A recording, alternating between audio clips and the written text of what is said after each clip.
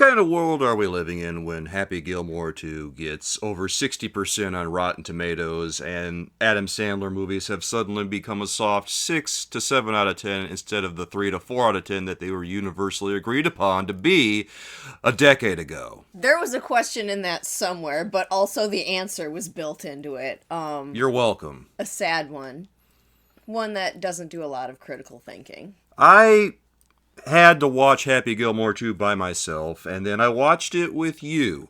And it didn't get any better the second time. It was, in fact, just about as bad. I wouldn't say it got worse. It was just everything that I hated about it the first time. I went into the movie expecting it to be pretty good, because Adam Sandler's had a pretty good track record ever since Uncut Gems. All of his movies have had some degree of quality. But this one just completely fumbled the ball. Here's the thing. You told me it was really bad, and you need to qualify that statement because the first half to 2/3 are pretty good. And then it tanks. And it's important to know that because you were like, oh, it's so bad. And then it's like, I don't know, this is pretty good. And you're like, just wait. I don't know, this is pretty good. Just wait. Oh, here, it goes fully off the rails. And that's the thing. Happy Gilmore 2 is one of those movies where it spends 2/3 of the movie not being that bad. Mm-hmm. It was pretty entertaining for about 2/3 of it. And then it got to the third act, and everything fell apart. Which is more infuriating because you know how to make a good movie. You started making one. You have the bones of a great sequel. And then you just stopped for some reason. You just threw a bunch of extra spaghetti at the wall that shouldn't have stuck. You know what this was? This was the Dark Knight Rises of comedy movies. Because it's a lot of short jokes that go nowhere and aren't connected to anything else. And that's not the point to me of a movie. He did a whole bunch of callbacks to Happy Gilmore 1. And it's one thing to have callbacks, but it's another thing to just insert literal scenes from the previous movie again and again to make your point. And then it's another thing to just insert characters for the sake of saying, hey, I remember him. Yeah. When it doesn't have any bearing on the plot. Like having Chubb's son in the third act, what was the point of that, really? Well, there wasn't much of one other than to just do a hacky alligator thing and the hand cracking thing. And it was funny in the first movie, but when you rehash the second joke at the same time, it's decidedly less funny. Yeah. And honestly, I'd give it a pass if he'd shook his hand and just the first time he shakes his hand and the fingers crumbled, but after that, it's you overdid it because you did it so many times in the first one. And then the Eminem cameo bugs me because there's no point to it. I don't think Eminem was in the first one. Was he? No, he would have been like maybe 20 or something. I don't know how old Eminem is, but he wasn't famous then. And like, I get that he's playing the jackass guy's son, but like, why Eminem? Because then he screams Detroit when he's in with the alligators. And like, was just to do a shout out to Eminem. There's no real reason. I didn't even recognize him. This is what Adam Sandler does with his movies, and it's not necessarily a good thing or a bad thing, but he has lots of cameos from celebrities and just personal friends giving them a part here and there to help them, one, get a little cash, and two, just be in a movie. Like Vanilla Ice gets to be in a movie, and then Eminem gets to be in a movie, and Shaq gets to be in some movies, and this is just what he does. Because, one, they're popular figures, and he figures that the moviegoers, I don't think he thinks that his viewers have all that much intelligence. I think that he thinks his viewers are dumb, and they're going to clap their hands when they see a cameo like that. Like a baby in front of a toy? It's literally the movie equivalent of jangling some keys. Oh my god, that's insulting. Oh, and you know what? And like when he puts in Shaq, or when he puts in, who's the other one you said? It didn't bug me because Vanilla Ice, because Vanilla Ice is kind of funny. I don't mind him. He tries. I don't feel that Eminem tried. I think that Vanilla Ice is a better performer than Eminem is by a landslide. Like, he was deeply entertaining in That's My Boy, and he was even okay in The Ridiculous Six for what he had to do. He might have been the only funny parts in That's My Boy. You gotta hand it to Vanilla Ice. He's at least got a little bit of comedic timing. Eminem's not an actor. Yeah. He doesn't have the juice. Yeah. He doesn't belong here. And rehashing this part for him, I mean, you're already rehashing the part. Two, he doesn't even play it well. It took away from the fact that you're trying to do a callback to the part to have it be a random, unrelated celebrity. I wish that this movie just would have done something different in the third act. I wish that it would have taken the plot somewhere else. The whole third act felt like it had no rules. It felt like it had no direction. It felt like it was just there. Because if you watch the competition at the end, they're doing their thing, and there's no rules, apparently. It's just some kind of free-for-all, where anything goes. And it felt cheap. Yeah, and when you had told me that, I got the impression that it would just be like, people make up some rules as they go, but it's also the host, for whatever reason, making up rules as they go. And in what world are you going to have a competition where people from essentially two different sports are competing together? But at what? What are you competing at? This sport has no name. It's maxi golf. And I've had people tell me that it's supposed to be based on this real life thing called live golf, which makes no difference to me. Because here's the thing. Why should I have to care what's happening in real life when I'm watching a movie? The movie should be enough for me to understand what's happening. If I have to understand what's happening in real life to understand what they're driving at in this movie failed. Yeah. On its face, it's over. Stick a fork in it. Wake up and smell the coffee. There's no movie there. Yeah.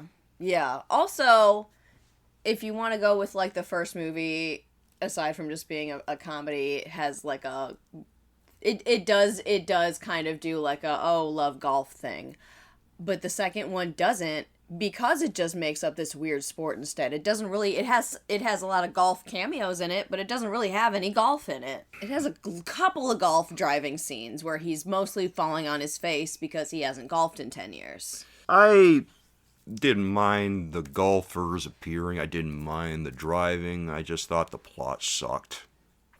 I couldn't get into the lack of rules, because rules are what make you understand the stakes, and the stakes here were pretty weak. If you remember, the stakes during this movie apparently were that sponsors were leaving the regular golf league because this maxi league showed up, which also begs the question, why are they leaving all of a sudden for an unproven league? And yeah, why are they teaming up for an event that they have to work together on when they are competitors and they directly don't want each other to do well? Why are they ultimately even giving a crap about this new league that has not even proven itself? It's not going to necessarily hold on to any sponsors. There's no reason for these professional golfers to have a care in the world about what this new league is doing yet. Right. Yeah. Maybe if it existed for like 5 years or something, and it was really taking away their sponsors then in droves, and it was popular with the people. Yeah.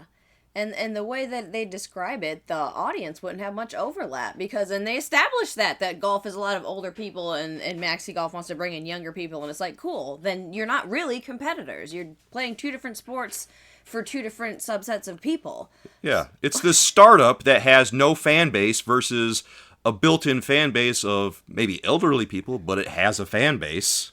Yeah, it does, and it is still a popular sport.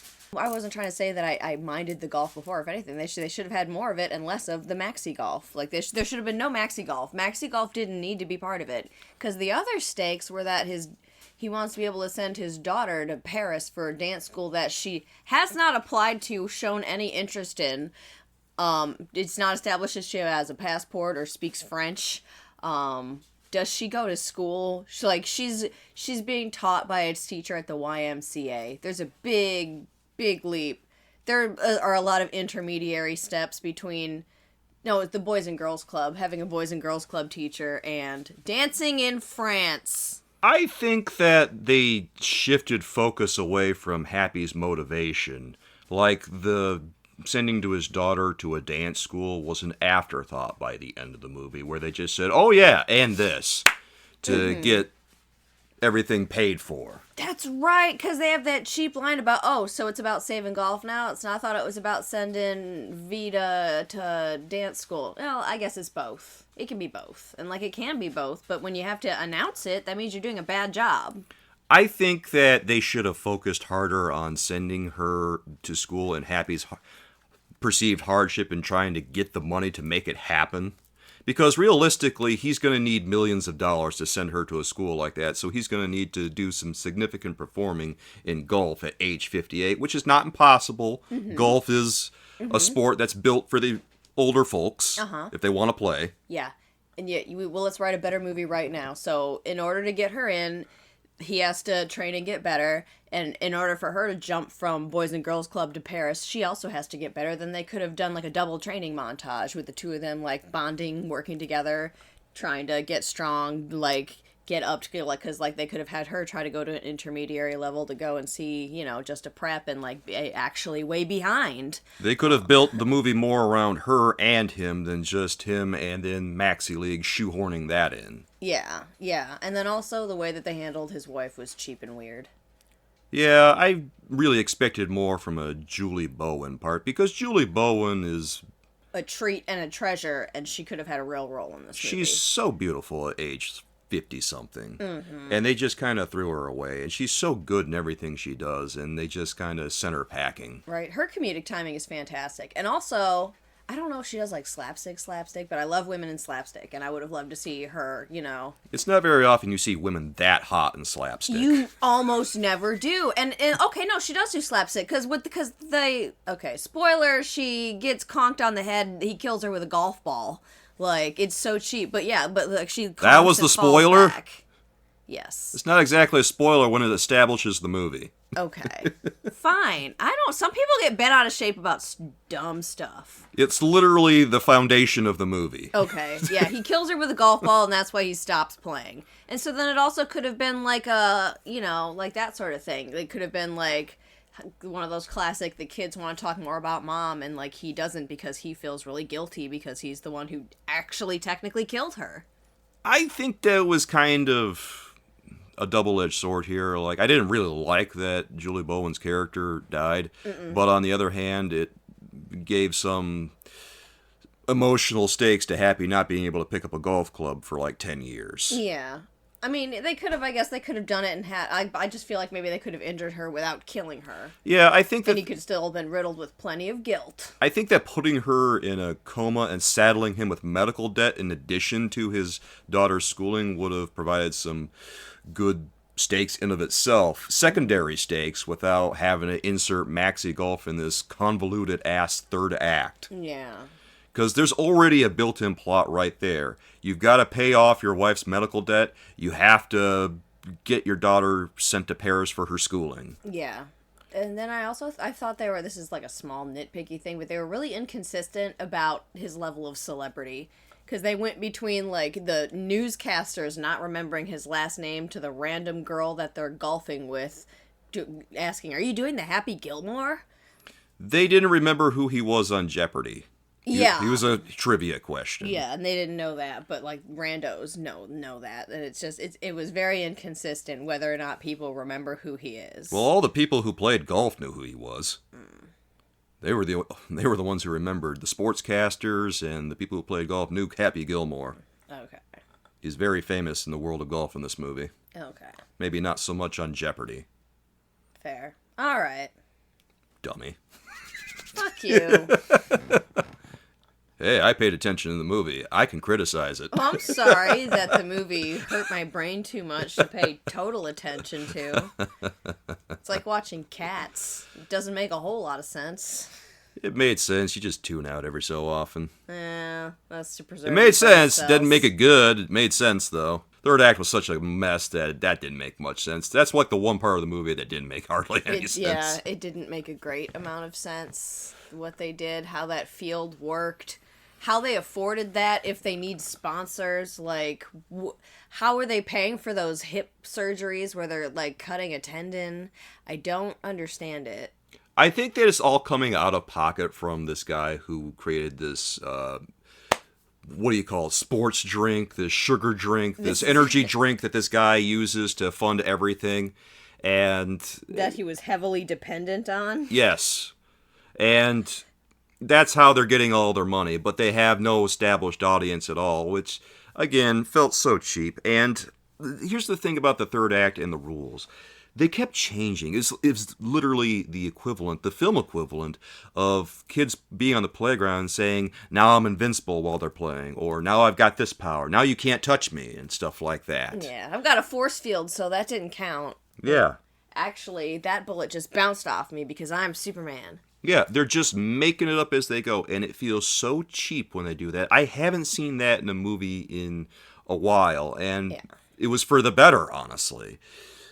But then we got to this, and at the very end, Happy has to go through some nonsense while the other player does not.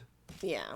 He goes through all these different hoops to get the hole, but the other guy doesn't have to do any of that. Where's the rules? It sucks the stakes out of it. It sucks all the fun out of it. It sucks all the emotional triumph out of it.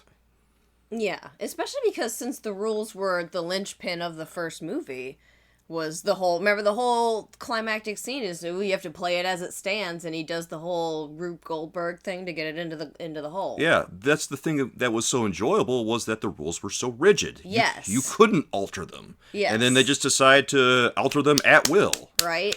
Reality is what I choose it to be. Yeah. And they tried to do a callback at his very last putt where he had to ricochet something, but like because the rules had been so non-existent, it didn't hit hard. Yeah. How can it hit hard if you're just changing everything as you go? Yeah, there's no stakes. Like I say, the third act was where I absolutely hated the movie, and for some reason, Shooter McGavin was part of the third act. For some reason, Shooter McGavin was part of the movie, even though he didn't really fit in all that well. I kind of enjoyed the shooter scenes. I just thought he was a funny actor. I think he has good comedic timing. I thought for the role that he was given, he was a good sport about it and did a good job. I will say that the actor, nothing wrong with him, nothing against him. He played his part fine. He did just fine with the material he had to work with. But Shooter McGavin, narrative-wise, why is he there? He doesn't really add anything. He doesn't really do all that much. I think he's just meant to just be a wild card, because he's not really Happy's ally, and he's not really Maxie's ally. He's just in it for himself. I guess, but he also, advises golfers when he's been out of golf for 30 years because he's been in a loony bin. Yeah, I'm saying also is under doctor mental health care. Why is he advising these golfers? He's got any kind of intel that they need. He's not telling them anything that they need to know. Yeah, there's 20 minutes of straight up cuckoo's nest in this movie. God bless the guy who played Shooter McGavin and for giving it his all, but man, I just kind of hated it. They did not give him the material that they gave him in the first movie, but he's a good sport about it, and also good for him for getting his in the Subway commercials. I wonder what happened here. What? I'm sorry. What happened here? What happened? Things were going so good for Adam Sandler movies. We're living in this narrative right now. The Adam Sandler movies were always bad. Were they? Murder Mystery was good. Hubie Halloween was good.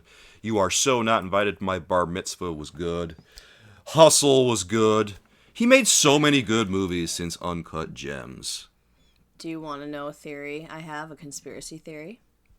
Go ahead. He wrote the first half-ish and then plugged it into ChatGPT and let it finish. Do you think he really used AI to write this? Yes, I think AI finished this movie, and that's why it's bizarre. Oh man, maybe you're right. Oh no. And that's why there's bits that are hanging, bits that don't make sense. I think no human wrote the end of that movie. I think this was them piloting AI movie. I fear that you may be right about this because it was that disjointed. Yeah. It made enough sense that it was based off of something, and you can tell that a human wrote. You can tell where a human stopped writing it, I think. So that's my conspiracy theory, is that if it does too well on Netflix, then they're going to start doing more weird AI movies. And it's doing very well right now. There's tons of people who are enjoying it, and they're all idiots. Yep. Yeah. Yeah, and that's the thing, is when people review it and review it well, I think that's what it's gonna go downhill. I gotta be honest with you, when someone tells me they enjoy this movie, my opinion of them literally just plummets. My poor neighbor. Like, I find it difficult to take them seriously anymore because it's so obviously bad. The only way you could enjoy this movie, I think, is if you just turn it off 2/3 of the way through. Maybe that's what happened. I really hope so. Yeah. Because maybe I should give them the benefit of the doubt. Yeah. You fall asleep in the middle of it and you dream the ending and then it's fine. Yeah, even if you dream an ending, it's almost definitely going to be better than whatever they whipped up for this. Yeah, because a human will have wrote it in their Oh my sleep, God. but still a human. Any final thoughts on this movie? Don't watch it. Don't encourage AI to write movies. I did not mind that his kids were in it. I thought those were actually kind of cute cameos. I don't think his kids are bad actors, but I don't think it made sense to have one play his actual daughter and one play a stranger when they look so much alike that I thought that it was his kid sitting at his AA meeting. He's literally just making movies to put his family in, which is fine, but it was weird. I guess that's not that bad in the grand scheme of things, but she did look exactly like him. Like, Yeah, she used to that's my only problem. There's very obviously no paternity test there required. That is his Right. daughter through and through, both of them. Yeah, so if she's gonna be in there and she's gonna be not playing his relative, they should, like, I don't know, do some prosthetics or some heavy makeup or something just to make her look a little less like him and a little less like her sister that's playing his daughter. It is somewhat unfortunate that they have obviously taken more after their father than their mother. I think they're both fine actors and there's room for them to grow. But yeah, when you have one playing a relative and one not, it's weird. It's very weird. I don't think that they're really going to go anywhere outside of Adam Sandler's movies. If they play a lifestyle within those means, they won't have to. Although they've been raised by Adam Sandler, they probably have an outrageous lifestyle. They might have connections, then they might get certain parts, but I don't think their careers are really going to take off in a big way. Yeah. I think the one that played the AA lady is a stronger actor than the one that played the dance girl, but that might be an age thing. So this movie was painful, guys, and obviously I don't think I would recommend it. This is more on the painful side of the bad movies I watch. This isn't like a fun kind of bad. Well, it's fun for like the first 2/3, but then the third act just leaves you with a really bad taste in your mouth. Like, Yeah. I just got kind of angry Yeah. after watching it because I felt so cheated after sitting through the whole thing. Yeah, it's like ripping off a Band-Aid with a bunch of hair under it. It's slow and it's painful and infuriating, and then you've got a real angry spot when you're done. I felt the same way I felt during The Dark Knight Rises. It was all build up and no payoff. Weak ass payoff. Yeah, no reason for it to be quite so long. Tell us what you think of Happy Gilmore 2, guys. Did you like the movie? I really hope you didn't. Ah! And if you did, you better have good excuse why. It's probably going to be something stupid like nostalgia. Nostalgia, one of the worst fucking things happening in the movies other than AI right now. Everyone wants to go on a nostalgia trip, and it's ruining goddamn everything. And then it makes it one reason, I think, why they use AI to write movies, because they just have to plug in the old movies and see what it spits out. I think that's part of the problem. Because that's how AI learns, is by stealing from real artists. I hate everything. If you like this movie and you leave a comment, you better be Adam Sandler. It'll probably just be some bots or something. Yeah. Well, thanks for listening. Thanks for watching, guys. And we'll catch you again soon with another unfortunate case of movie. Till next time, have a great day, everyone. Bye.